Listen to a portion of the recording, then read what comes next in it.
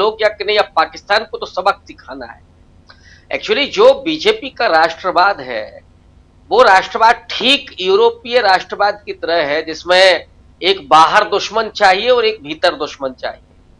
बाहर दुश्मन उन्होंने स्थायी रूप से पाकिस्तान को बना ही लिया है और एक अंदर एक दुश्मन खोज लिया है, वो मुसलमान है। और कई बार तो वो फिर अर्बन नक्सल हो जाता है, कोई आदिवासी होगा तो अर्बन नक्सल होगा, दलित होगा तो पता नहीं क्या होगा, और जो बौद्धिक वर्ग है उसके बारे में वो क्या कहेंगे, टुकड़े टुकड़े गैंग हो जाएगा। वो सवाल पूछे तो आप टुकड़े टुकड़े गैंग।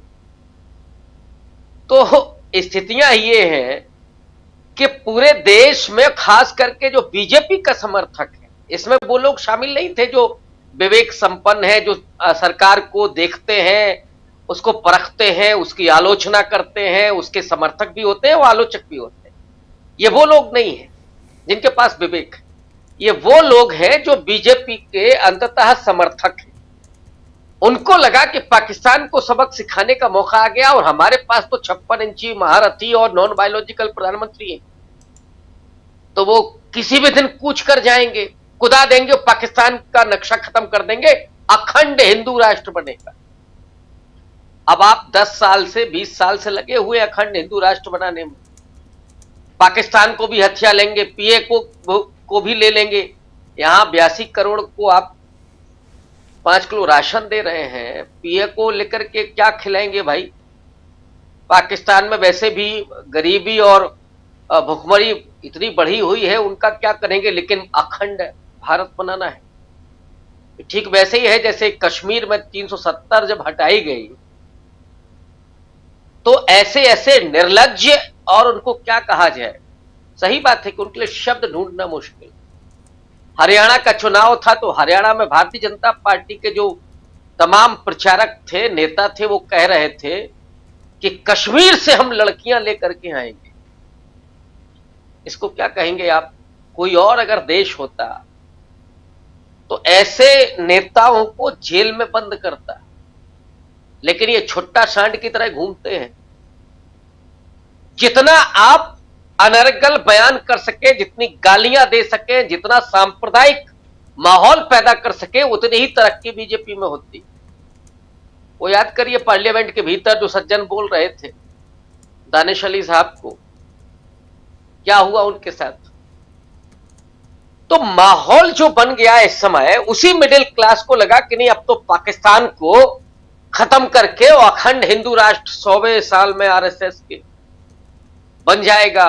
अब उस माहौल को डाइल्यूट करने के लिए मोदी जी ने वो सो कॉल्ड मास्टर कार्ड खेला जाति जनगणना का। लेकिन जाति जनगणना ऐसा मुद्दा निकला कि उसमें तो राहुल गांधी की जय जयकार होने लगी, राहुल गांधी की जीत लोग बताने लगे।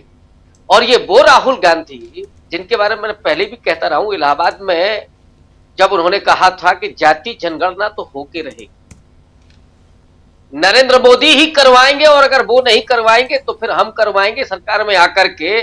और ये वो फैसला है, भले ही पॉलिटिकली ये गलत हो मेरे लिए, पार्टी के लिए, पार्टी को भी नुकसान होता है तो हो, लेकिन ये मेरे लिए मिशन है। राहुल गांधी ने उसे अपना निजी मिशन बना लिया था और मोदी जी को वहां झुकना पड़ा। और जब आप ऐसा फैसला लेते हैं मीडिया मैनेजमेंट के लिए, हेडलाइन मैनेजमेंट के लिए, तो लोगों को वो थोड़ा गड़बड़ लग गया, क्योंकि जाति के खिलाफ तो पूरा ही, मतलब जाति जनगणना के खिलाफ तो पहले ही माहौल तैयार था वहां। भक्त मंडली को तो जाति के नाम पर ही उसको उल्टियां आना शुरू हो जाती हैं। धर्म की बात कर लीजिए, सनातन और धर्म के नाम पर वो चाहे लिंच किया जाए, किसी को पीटा जाए, उन्हें कोई तकलीफ नहीं होती, उनका इतना खून उबाल मारता है। लेकिन जाति के नाम पर जो नफरत है वो, उसमें मोदी जी फंस गए। मोदी जी को लगा कि ये मास्टर कार्ड होगा हमारा, लेकिन उस जाल में फंसने की वजह से अब फिर उबरना है मोदी जी को। पहले तो एक ही जगह फंसे थे, अब दो दो जगह फंस गए। माने भक्त मंडली भी जा रही है और राहुल गांधी की जय जयकार भी हो रही है। तो यहां तो दोनों तरफ मुश्किल में फंसे हुए मोदी जी को अब मॉक ड्रिल करानी। अच्छा है, मुझे तो लगता है कई बार के लोगों के कान में ही ठूस दिया जाए, वो एक सीटी लगा दी जाए जो केवल मोदी जी के नाम की कोई आरती वारती बना करके, और अनिवार्य कर दिया जाए कि साहब लोग कान में लगा करके चलेंगे। जो बगैर कान में लगाए चले तो उसको उठा करके जेल में बंद कर दो देशद्रोही के आरोप, जो जय जयकार न करे। ये क्या बेवकूफ बनाना है साहब। ये फैसला आपको करना है। और इसके पहले भी हुआ, एक बार नहीं, जिस आतंकवाद को कहा गया था कि साहब नोटबंदी में कमर टूट गई, आप देखिए इसके पहले एक बार शायद 14 सैनिकों को मारा गया था, भीतर आकर के वहां पे हताहत किया गया था। फिर पुलवामा का हमला हुआ, अब पहलगाम हुआ। जो लोग ये कहते हैं कि साहब कांग्रेस के जमाने में ही आतंकवादी हमले होते थे, वो भूल गए हैं शायद कि ये लगातार अनवरत चल रहा है। और कितने लोग हताहत हुए, कितने सैनिक हमारे हताहत हुए, इसका कोई डेटा नहीं, निकलता ही नहीं।